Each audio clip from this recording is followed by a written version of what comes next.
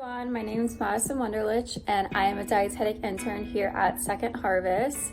For today's video, I'm going to be showing you guys some basic knife cutting tips and tricks, and then I'm going to demonstrate a few of these knife cutting skills on some fruits and veggies that you might have laying around at home.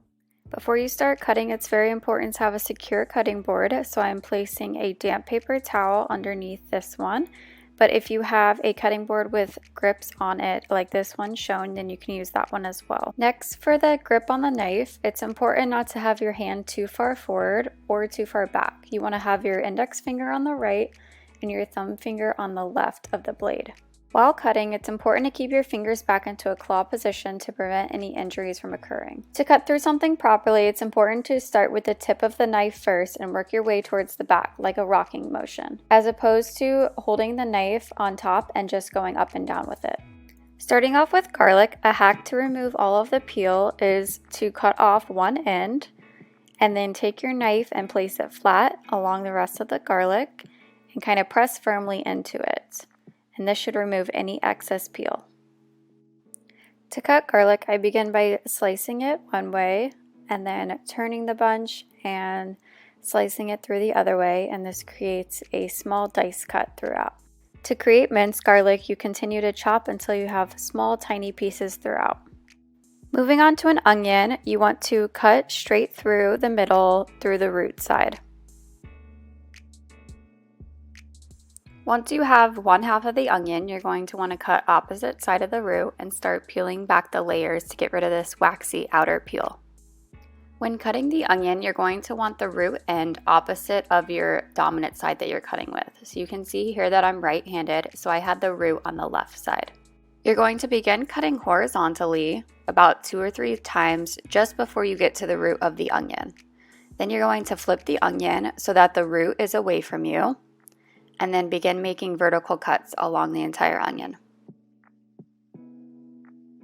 You're then going to flip the onion back to its side and begin by making vertical cuts again to create a dice effect with the onion. At the end of this, you should see that your onion creates about 1/4 of an inch even cuts throughout.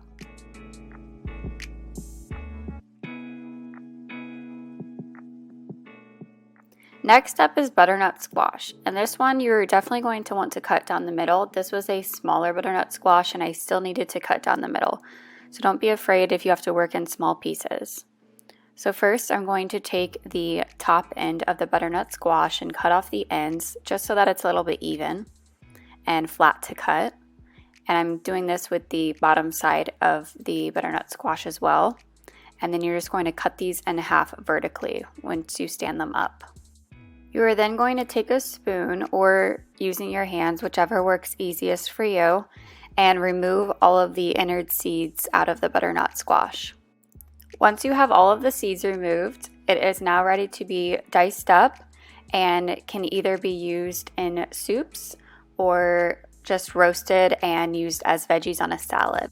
Next up is a bell pepper, and this is a very common ingredient that you can see year-round produced, so I thought it was a good one to include here. So first you just start off by cutting directly through the middle through the stem, and this creates 2 even halves, and you're just going to be removing all of the innard seeds and the kind of like white trim that you see along the side. This can be a little bitter and not pleasant to eat, so just remove as much as you can. And then begin by laying it flat and slicing it evenly if you're going to be using it for stir fry or veggies to dip into like hummus or something. And then if you want it diced, you can flip it the other way and make little 1/4 inch dices, and you can add this to omelets or add it to a salad or anything you would like if you just want a smaller bell pepper diced cut. And you can see here they're all pretty even. Next up is an apple, and it's a common ingredient you probably have lying around at home. So you begin by cutting it in half and then slicing through the middle. So you're going to be creating quarters, and in order to make sure you're always cutting flat, you want to take the 1/4 that you're working with and trim off one of the sides so that it lays flat along the cutting board. And then you're going to want to hold it up and cut vertically along the inner stem where all the seeds are.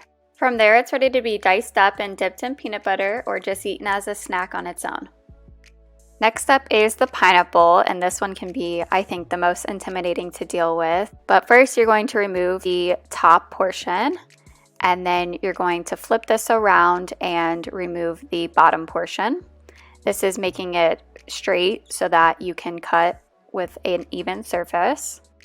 And then you're going to stand the pineapple up and start by trimming all of its sides. And you're just going to be rotating the pineapple slightly so you can cut around each edge of the pineapple by removing all of the little prickly stems. Once you have all of the stems cut off, you're going to keep the pineapple upright and cut down the middle vertically from top to bottom. Then you're going to have two halves. And I like to halve these again and make them into quarters. So you have 4 somewhat even pieces. And then I'm just going to show you one piece because it's kind of repetitive.